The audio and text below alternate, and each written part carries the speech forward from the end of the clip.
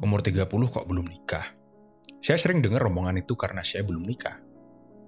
Sepanjang hidup saya sudah pacaran mungkin lebih dari 10 kali ya.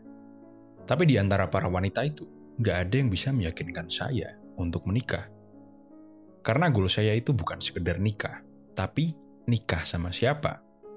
Dan karena itu, dari saya umur 20-an, saya sudah sering banget menghabiskan beberapa bulan, atau bahkan beberapa tahun, sendirian. Dan mungkin juga kesepian. Dan hari ini, saya akan share sedikit pengalaman saya untuk mengatasi kesepian di usia 30-an.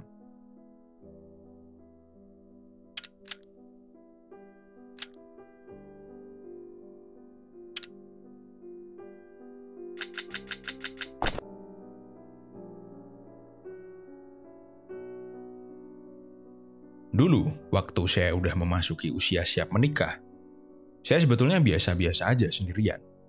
Tapi omongan dari orang-orang di sekitar saya itu yang berdampak pada saya. Mereka bilang, kamu ini ganteng, kaya juga, kenapa nggak nikah? Dan itu terjadi terus-menerus sampai saya yang awalnya biasa-biasa aja. Saya mulai merasa kesepian. Nah, jadi langkah pertama yang harus dilakukan adalah belajar untuk menjadi sendirian. Kenapa? Karena dari yang saya alami, kesendirian itu bisa jadi sebuah anugerah yang besar. Sebuah kesempatan untuk kita tumbuh dan mungkin menyembuhkan luka-luka kita di masa lalu. Itu kalau kita memanfaatkan kesendirian dengan baik. Tapi kalau enggak, kita hanya akan buang-buang waktu aja. Kita menghabiskan waktu berjam-jam hanya untuk scroll medsos, main game, nonton film, apalagi film porno, atau kecanduan yang berlebih dengan klub sepak bola, kayak saya kecanduan Liverpool. Itu semua dilakukan hanya untuk mengurangi rasa sakit yang kita rasakan. Ya, simpelnya, kita kabur dan mengalihkan ke hal-hal yang tidak bermanfaat. Nah, kalaupun kita punya kontrol dan tidak mengalihkan ke hal-hal yang tidak bermanfaat, maka kadang juga kita justru masuk ke jebakan lain, yaitu teman yang toksik atau bahkan asal nyari pasangan, dan apesnya pasangannya toksik. Kenapa ini bisa terjadi? Karena biasanya ya, kita itu akan tertarik dan menarik orang-orang yang sefrekuensi dengan kita. Baik itu secara mental, emosional, spiritual, bahkan mungkin ekonomi. Kalau kamu mentalnya nggak sehat, emosionalnya nggak stabil, ditambah kamu jarang ibadah, spiritualnya jelek, dan ditambah lagi ekonomimu jelek, ya udah, orang-orang seperti itu yang akan kamu datangi, atau mungkin mendatangimu. Jadi ya, belajarlah untuk sendirian. Gunakan waktu sendirianmu untuk menyembuhkan mentalmu, menyetabilkan emosionalmu, rajin beribadah. Lalu setelah itu semua oke, baru kamu ngejar duit. Karena ketika kondisi internal kita, mental, emosi, dan spiritual itu stabil, nyari duit tuh gampang. Nah, jika mental, emosi, dan spiritualmu itu jelek, meski kamu punya pasangan, kamu akan tetap merasa kesepian. Jadi ya, lebih baik sendiri kan? Kasihan pasangan kita kalau kita sia-siakan. Langkah kedua, lihat ke dalam dirimu sendiri. Cobalah untuk improve dirimu sendiri. Lakukan self-improvement. Kenapa? Karena ketika kita sudah 30-an, itu kita sudah punya sistem yang mengakar di hati, pikiran, dan jiwa kita. Gunanya self-improvement ini untuk merubah sistem itu menjadi lebih baik. Ketika sistem dan diri kita sudah jauh lebih baik dari sebelumnya, maka kita akan bisa menarik orang-orang yang sama berkualitasnya dengan kita. Kita bisa mendatangkan pasangan yang bagus, yang tentunya kalian yang berumur 30-an pasti tahu bahwa pasangan yang bagus itu kan udah langka ya. Selain itu, dengan memperbaiki sistem dan diri kita bisa mendatangkan opportunity atau kesempatan baru. Kesempatan yang bisa merubah hidup kita. Tentunya, di usia 30 ya, pasti sangat berat untuk merubah semua yang sudah jadi kebiasaan kita dari dulu. Tapi meski berat, meski sulit, kita harus paksa. Kenapa? Agar kita bisa bersiap untuk menjadi seorang ayah yang baik, tenang, maskulin, dan penuh kebijaksanaan. Jadi ya, cobalah untuk mulai membaca buku. Kalau bahasanya terlalu berat, kamu bisa mulai baca yang ringan-ringan dulu, yang bisa kamu cerna. Kalau rekomendasi saya ya, kamu bisa baca buku 7 Habits of Highly Effective People.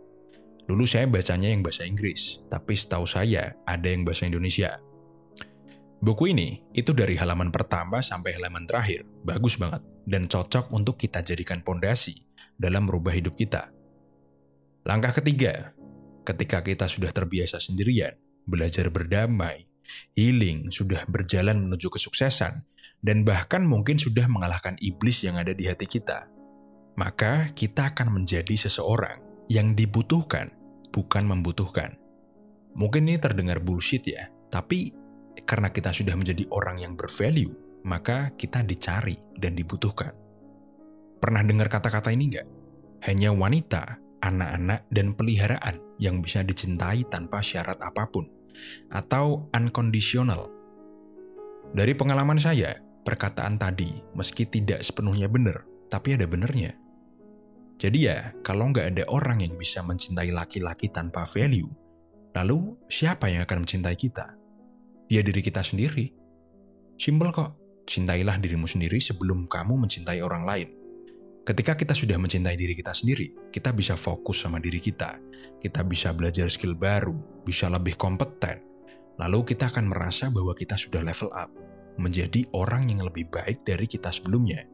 Dan kita akan menemukan sebuah rasa bahwa kita memiliki tujuan. Dan ketika kita sudah memiliki tujuan, maka kita tidak akan kesepian. Sedikit cerita dari pengalaman saya ya.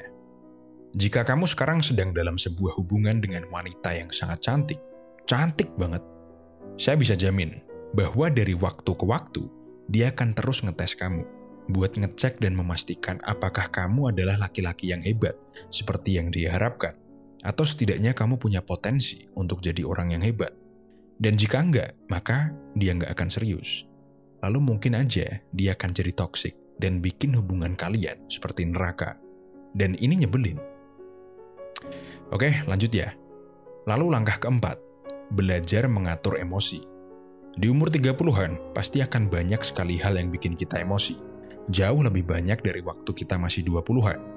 Jadi penting untuk kita laki-laki itu bisa mengontrol emosi kita. Mungkin ada yang dari kalian yang orangnya emosional, sensitif. Nggak apa-apa, kita mengontrol emosi ya, bukan mematikan emosi.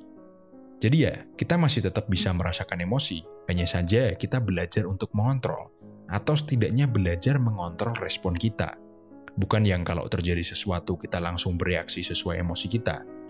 Jadi kita harus tenang dan bijaksana dalam mengatur reaksi apa yang akan kita keluarkan.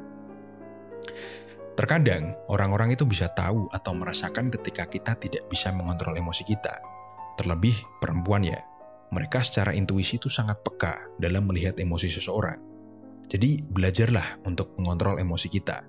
Karena kalau kita tidak bisa mengontrol emosi kita, maka orang-orang di sekitar kita, itu pasangan kita atau mungkin anak-anak kita, itu tidak bisa bergantung pada kita. Sebelum saya tutup, mungkin tambahan dari saya ya.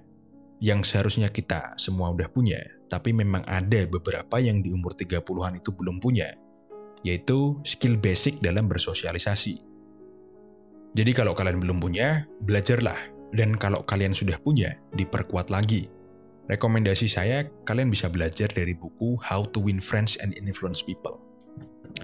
Oke, sekali lagi ingat, bahwa kesepian itu bisa jadi sebuah anugerah yang besar. Oke, sekian dari kuliah kita hari ini. Jangan lupa like, share, dan subscribe.